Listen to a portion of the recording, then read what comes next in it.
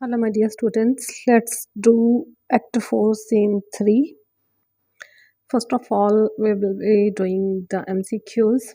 First question is, according to Cassius, how has Brutus done wrong to him? I will not speak all the options, but the correct one only. And for this question, correct option is both B and C. B is by condemning Lucius Pella for taking bribes, and C is by brushing aside his letters in defense of Lucius Pella. Why does Brutus remind Cassius of the month of March? And the answer is to remind him that Caesar was murdered for the sake of justice. Question number 3. What does Brutus say he would like to be rather than be a Roman with a low character? And the option answer is a dog. With whom has Brutus compared Cassius' irritable mood? Answer, a wasp. And which trait does Cassius say he is better than Brutus? Soldier. Why does Brutus ask Cassius for certain sum of money? He cannot raise it himself by foul means. What would Brutus do to raise money rather than using foul means? Convert his heart into pieces of money. Who would overlook a friend's fault, according to Brutus? A flatterer's eye. With whom has Brutus compared his gentle nature? A lamb. How does Brutus carry anger within his nature? As a flint carries fire. What reason does Brutus give for his anger? His griefs.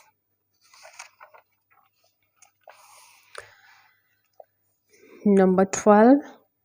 How did Portia die? By swallowing burning coals. What was Brutus' fear in waiting for the enemy at Sardis? Local population would join the enemy. Messala brings the news of killing of which of the following senators by Antony and Octavius Cicero? What does the ghost of a Caesar stands for? Spirit of Caesar, restless for revenge. Let's do the extracts now. First one is, Brutus, you wronged yourself to write in such a case. Cassius, in such a time as this, it is not meet. Meet means not appropriate, suitable, that every nice offense should bear his comment. Brutus, let me tell you, Cassius, you yourself. First question is, where are Brutus and Cassius at this time? State briefly what charge Brutus lays against Cassius. And the answer is, they both are at Sardis in Brutus' camp. Brutus blames Cassius for having written a letter favoring Lucius Pella and having a hand in taking bribe and of selling offices by accepting money from persons devoid of merit. ठीक है कि जो काबिल नहीं है उनको भी पदवियां दे दी गई मनी लेके. Okay. Then the second question is, what had Cassius just complained of to make Brutus say you wronged yourself? Explain the meaning of Brutus' words. Cassius had just complained that Brutus ignored his letters praying for Lucius Pella to be pardoned, who had been condemned and punished for taking bribe from Sardians. You wronged yourself means Cassius did wrong to himself by having written in defense of such a man. Number 3. What advice is Cassius giving Brutus in this extract. Do you think that Cassius was being practical? Cassius advises Brutus that at such a time it is not proper that every trivial offense should be commended. Yes, Cassius was practical in context of their military situation where unity and focus are essential for success. Question number 4 is, what did Brutus accuse Cassius of? When he said, "Let me tell you yourself," how did Cassius react to this? Brutus accused Cassius of having an itching palm, who has been known to taking bribes for giving official purses to undeserving candidates. Cassius is blasphemed, most agitated, feeling insulted, and unjustly accused. And he even threatened Brutus. Question number 5 is, in the argument which continues between these two, Brutus accuses Cassius of other faults.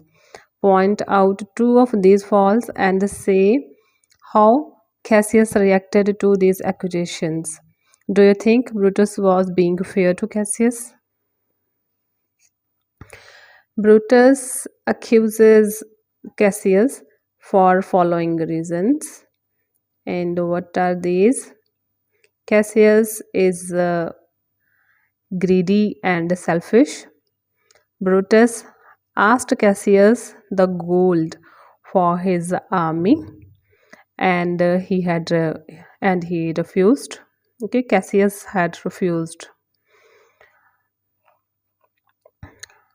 Cassius says that he did not deny Brutus the gold and calls the messenger a fool for conveying the message wrongly. Brutus was being fair to Cassius as he was his friend, so he told him the whole thing. ठीक है, नहीं तो नहीं भी बताता. तो उसने क्या क्या बताया कि हाँ तूने मुझे गोल्ड नहीं दिया, मुझे मेरी आर्मी के लिए चाहिए था.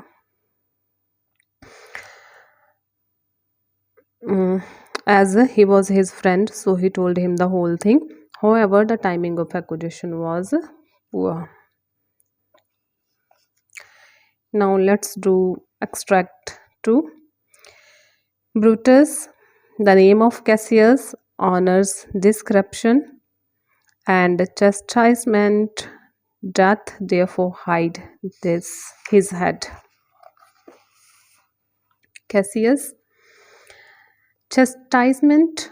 Brutus, remember March, the Ides of March, remember. Did not great Julius bleed for justice' sake? What villain touched his body that did stab and not for justice? What shall one of us?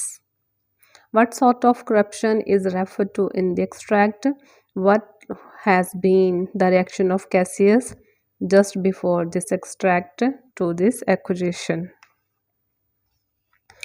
Answer is taking bribe and selling official posters to unmerited people. Okay, this is the answer of first part of the question, that what sort of corruption is referred to in the extract, and the answer is taking bribe and selling official posters to unmerited people. Now next part of the question is, whenever there are subparts of one question, you should change the paragraphs. Okay, what has been the reaction of Cassius just before this extract to this accusation? Cassius has been very upset and tells Brutus that his life is spared only because he is his friend Brutus. He swears by the gods that he should never live to utter any more words. Actually, he threatens him. This is reaction of Cassius. Other question, what does the Ides of March signify to them? For which purpose did Brutus say that Julius bled for justice' sake? The Ides of March signifies the day when Julius Caesar was assassinated. Brutus suggests that Caesar's assassination was justified as an act of justice. Brutus believed that Caesar had become tyrannical and hence his assassination would lead to the betterment of republic. Give two examples from this scene to indicate that Brutus was really angry with the Cassius. Brutus is speaking angrily, calling Cassius a madman and waspish. Waspish means a person who is easily irritated. बड़े जल्दी से जो irritate हो जाए. He even misinterprets Cassius' words, saying he was claiming to be a better soldier. Question number 4 is explain briefly the bitter irony involved in the quarrel over money between Brutus and Cassius. The bitter irony in the quarrel over money between Brutus and Cassius lies in the fact that they are arguing about financial matters while preparing for a significant battle against Antony and Octavius. ठीक है कि पैसे के मामले पे वो झगड़ा कर रहे हैं लेकिन खड़े कहाँ पे हैं वो एंटनी और ऑक्टेवियस के अगेंस्ट खड़े हैं बैटल के लिए बैटल फील्ड में. Their disagreement over money highlights their personal tension and priorities, which detract from the larger cause they are fighting for. Question number 5 is state briefly how the disagreement between Cassius and Brutus was resolved. When Cassius asked Brutus to stab him with his own dagger, Brutus tells him to sheath his dagger and admit to being in bad mood. ठीक है वो admit करता है कि मेरा mood भी खुद का ही खराब था. क्यों? क्योंकि उसकी वाइफ की पोर्शिया की डेथ हो गई है. Cassius requests him to love him enough to bear his rash humor which his mother gave him. They reconcile and reaffirming their commitment to their cause. They recognized the importance of unity and solidarity in facing their enemies. Extract 3 Brutus, by the gods, you shall digest the venom of your spleen, though it do split you. For from this day forth I'll use you for my mirth, here for my laughter, when you are waspish. Cassius, is it come to this? Brutus, you say you are a better soldier. Let it appear so. Make here wanting true, and it shall please me well. For mine own part, I shall be glad to learn of noblemen. First question. Give the meaning of you shall digest the venom of your spleen, though it do split you. What does Brutus say he will use Cassius for? Answer is, it means that Brutus is telling Cassius that he will endure Cassius' bitterment and anger even if it harms Cassius. Cassius will swallow the poison of his own anger and suffer deeply. Brutus says he will use Cassius for his own amusement and entertainment, particularly when Cassius is being irritable or angry. Second question is, give two examples of the taunts which Brutus had indulged in earlier, which makes Cassius say, as it come to this?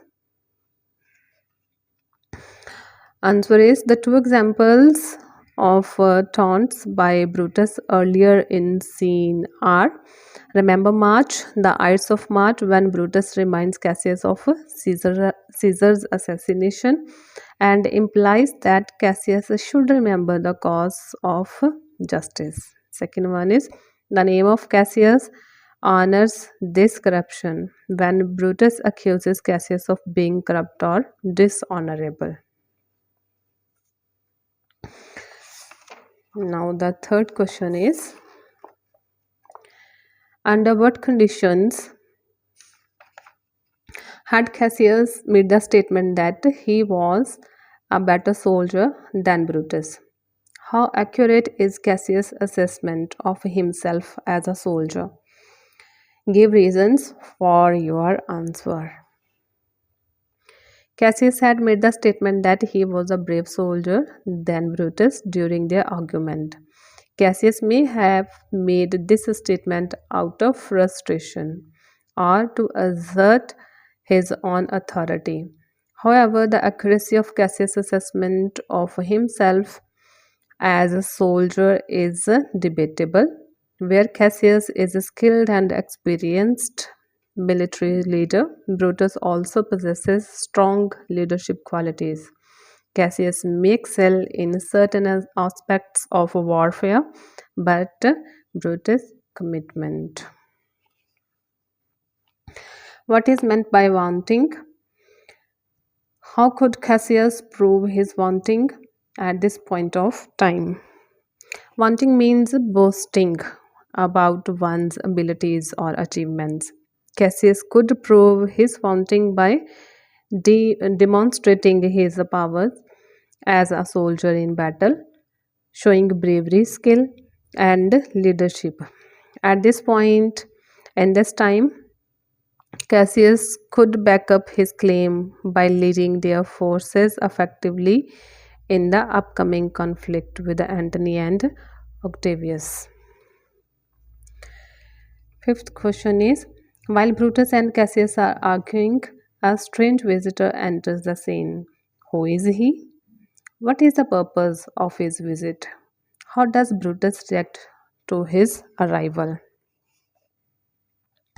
While Brutus and Cassius are arguing, a strange visitor enters in the scene. This visitor is a poet. The visitor entreats the two generals, who are two generals, Cassius and Brutus, to be more amicable. Amicable means to be more friendly. Love and be friends. Okay, he says. He says that he should be ashamed of themselves for quarreling in this way. They should love each other and be friends with each other. Brutus reacts rudely and tells him to go away, and he also calls him a saucy fellow. Now, passage 4. Cassius, there is my dagger, and here my naked breast, within a heart dearer than Pluto's mine, richer than gold. If that thou beest a Roman, take it forth. I that deny the gold will give my heart. Strike, as thou didst at Caesar. For I know, when thou didst hate him worst, thou lovedst him better than ever thou lovedst Cassius. First question is, in what state is Cassius? Why is his heart richer than gold? And the answer is, Cassius is in state of despair and desperation. He is disturbed and upset by Brutus' accusations. Brutus claims that Cassius had denied him certain sum of gold. To this, Cassius says that his heart is considered richer than gold because it symbolizes his deep sincerity, loyalty, and commitment to their cause, unlike material wealth. Cassius' heart represents his genuine devotion and friendship towards Brutus. Second question is, who is Pluto? Why is Cassius' heart compared to Pluto's mind? Pluto is the Roman god of underworld, associated with wealth and riches, buried under the earth. Cassius compares his heart to Pluto's mind to emphasize its value and preciousness, suggesting that his innermost feelings and emotions are more valuable than any material wealth found in the earth. When did Cassius deny gold to Brutus? Why did the latter need the gold? What explanation did Cassius give for not giving the gold? Cassius denied gold to Brutus when the latter needed funds to pay his soldiers. ठीक है, उसको अपनी army के लिए gold चाहिए था. Cassius refuses to provide the requested gold due to concern about the state of their treasury. Cassius explains that their resources are limited. Later on, Cassius says that he did not deny Brutus the gold and calls the messenger a fool for conveying the message wrongly. Question number 4 is, what reply does Brutus give to Cassius after this extract? After Cassius' impassioned speech, Brutus tells him not to be angry, compares himself to a lamb who has a momentary spark of temper and cools down immediately. He embraces him, expressing his forgiveness and understanding. Brutus recognizes Cassius' sincerity and loyalty, and their reconciliation marks a significant moment of unity and solidarity between the two leaders. Question number 5 is, what is the dramatic importance of this dialogue? In what way does it influence the subsequent course of action in the play? The dialogue serves as a turning point in the relationship between Brutus and Cassius. Cassius' emotional outburst and willingness to sacrifice himself for their cause highlights the depth of his loyalty and commitment. Brutus's forgiveness and acceptance signify the strength of their bond. This scene adds emotional depth and complexity to the characters, shaping their motivations and actions in the subsequent events of the play. Now, let's do extract 5. Cassius, Portia, art thou gone? Brutus, no more, I pray you.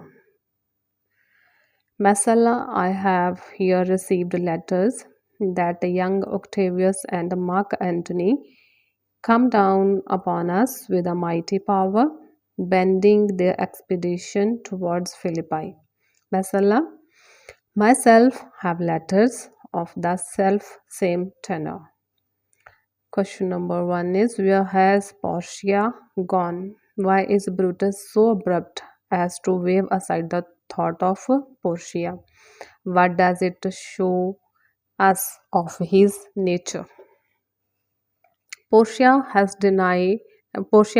died by swallowing burning coals due to her distress over her husband's absence and the growing strength of Antony and Octavius.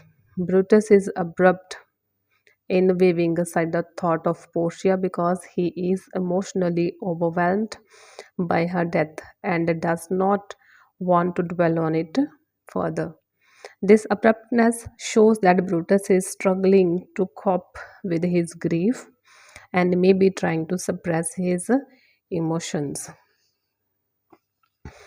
Who is Messala? What is the self-same tenor of which Messala speaks?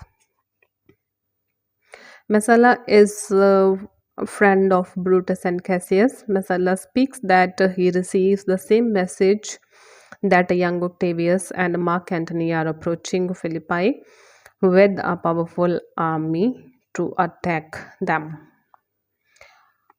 What other news does Messala give just after this extract? Messala tells that Octavius, Antony, and Lepidus have declared through the edicts 100 senators as being outside the law and have put them to death. He also informs that Cicero is dead and he was put to death as a result of the official declaration condemning him to death. Fourth question is, what does Brutus come to know from the letters he received about Octavius and Antony? Where does Brutus plan to meet the enemy?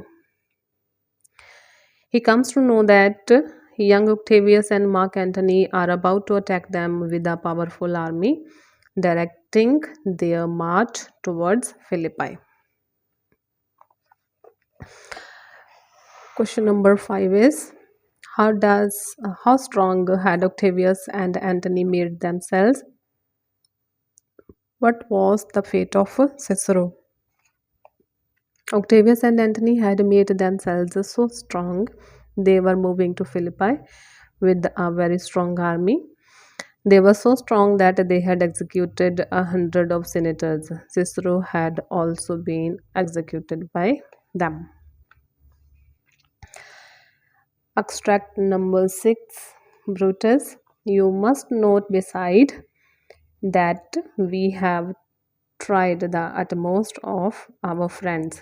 Our legions are brimful, our cause is ripe, the enemy increased every day, we at the height are ready to decline. There is a tide in the affairs of men which, taken at the flood, leads on to fortune. Amid all the voyage of their life is bound in shallows and in miseries. First question is, to whom is Brutus giving the arguments in the extract? What is meant by our legions are brimful, our cause is ripe? Answer is, in this extract, Brutus is giving the argument to Cassius to convince him that they must attack the army in Philippi and not in Sardis.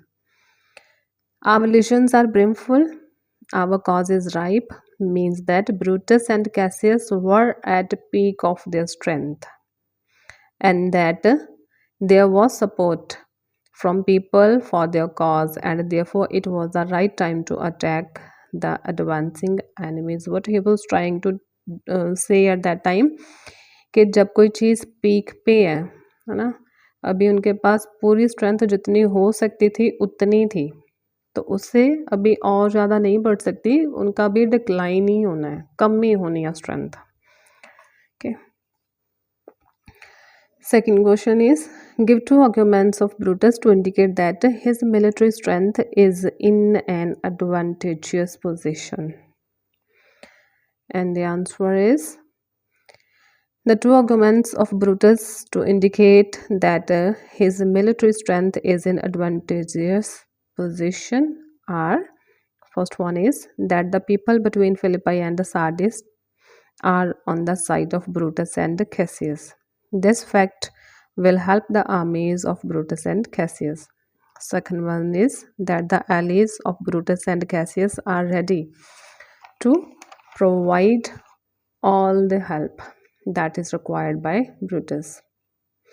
Third one is the morale of the armies of Brutus and Cassius was very high. Now the third question is, Brutus says the enemy increased every day. State how it increases every day. Answer is, the enemies increased every day because with each passing day the army of Mark Antony and Octavius get the support of people who did not support them earlier. With each passing day, the sympathy that Brutus got from the people earlier is wavering off. Question number 4 is, there is a tide in the affairs of men. What comparison is made between the voyage of life and voyage on sea? Answer, the comparison that is made is that like the seas have a high tide and low tide, human life also has a high tide and a low tide. When a ship is launched into the sea, one has to wait for high tide. Only a high tide can push the ship into the sea. During low tide, the ship will get stuck in the sand. Similarly, according to Brutus, even in the lives of men, action must be taken at the appropriate time. When there is support for you from other people, one must take action. This is similar to the high tide at sea. When there is no support from other people, our efforts will not succeed. This is like a low tide of life. According to Brutus, on such a full sea, are we now afloat? How is this statement valid? According to Brutus, their position was akin to being on high tide. This statement is valid only because they had the support of some allies. This is also true because the people between Philippi and Sardis support Brutus and Cassius.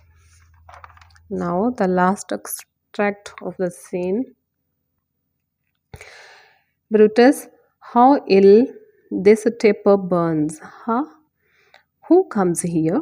I think it is the weakness of mine eyes that shapes this monstrous apparition. It comes upon me. Art thou anything? Art thou some god, some angel, or some devil? That makes my blood cold and my hair to stare. Speak to me what thou art. First question is, to whom does Brutus speak in this extract? What is the setting of the scene during this time? Brutus speaks to the ghost of a Caesar in the extract. The setting of the scene during this time is as Brutus and Cassius have now reconciled their differences. They have also decided to march to Philippi. Brutus is inside his tent. He is sleepy like others and he has put on his dressing gown. He has bid everyone good night. He has asked Varro and Claudius sleep in his tent. Lucius plays his musical instrument for some time. The candle is burning dimly. When Brutus sees unnatural appearance, this was ghost of Julius Caesar. Second question is, what is the apparition referred to in the extract? Why is it said to be monstrous? The appearance is referred to as some god, angel, or devil. It was called monstrous because it was very large and frightening to Brutus. Third question is, what does Brutus wonder about the apparition? What is the effect of the apparition on Brutus? Answer is, Brutus wonders whether the apparition was some god, angel, or devil. He earlier thought that the apparition was due to some weakness in the eyes. The effect of the apparition on Brutus is that Brutus is very frightened. His hair stands on its ends, and it seems that his blood had become cooled due to fright. Fourth question is, what does the apparition say to Brutus? What is the significance of what the apparition says to Brutus? The apparition tells Brutus that Brutus is evil. The apparition also tells Brutus that he will see apparition once again in Philippi. The significance of what the apparition says to Brutus is that Brutus will be defeated in Philippi and that apparition will meet Brutus then. Last question is, who else was present at the scene? Did they see the apparition? State whether the apparition was the product of Brutus's imagination. Give a reason to justify your answer. Who were there? Lucius, Varro, and Claudius were present at the scene. They did not see the apparition. The apparition was the product of Brutus's imagination for the following reasons. First one is Brutus had not slept well for many days. When a person is deprived of sleep, he may see the things which do not exist. Second reason is that the other people who were in the tent did not see anything. ठीक है, याद है उसने Brutus ने पूछा भी था सबको कि उन्होंने कुछ देखा, लेकिन उन्होंने बोला कि उन्होंने कुछ नहीं देखा. Then Brutus was feeling guilty that he had killed Caesar using the wrong means. The feeling of guilt could have led to him seeing the apparition which came from his imagination. Okay, that was Act 4, Scene 3. Thank you for watching.